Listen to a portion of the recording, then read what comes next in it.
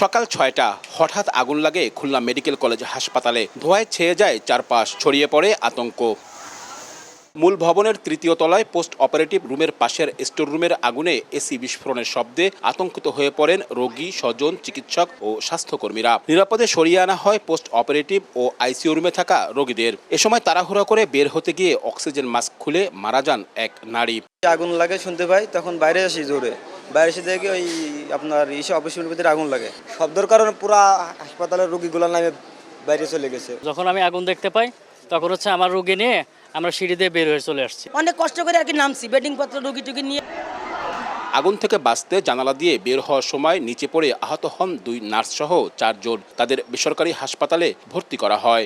দৌড়ে এসে কোনো রকম রোগীগুলো বের করেছি, পোস্ট অপারেটিভের রোগীগুলো বের করেছি, আইসিইউর রোগীগুলো বের করেছি। অক্সিজেন এনে দিচ্ছে, কিন্তু অক্সিজেন পরে ভেন সার্কিট আইসিইউ থেকে বের করে ওদের সাপোর্ট দেওয়া হয়েছে।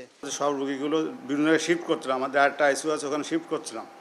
তখন ওরা নিজেরা সেই রোগীটা ভেন্টিলেটর থেকে নিয়ে নিচে ইমার্জেন্সি যখন গেছে, 3 তারিখ থেকে ইমার্জেন্সি যখন গেছে তখন ইমার্জেন্সি ওখানে মারা গেছে। সোয়া 1 ঘন্টার চেষ্টায় আগুন নিয়ন্ত্রণে আনে ফায়ার সার্ভিসের 10টি ইউনিট। তার আগেই আগুনে পুড়ে যায় পোস্ট অপারেটিভ রুম ও ওটির মূল্যবান চিকিৎসা সরঞ্জাম। 3 তলায় ওটি ভবনের পাশে ওখানে একটা স্টোর রুম আছে। স্টোর রুমের ভিতরে লক করা ছিল। ভিতরে আমরা ধারণা করছি বৈদ্যুতিক ত্রুটির কারণে আগুন লাগছে।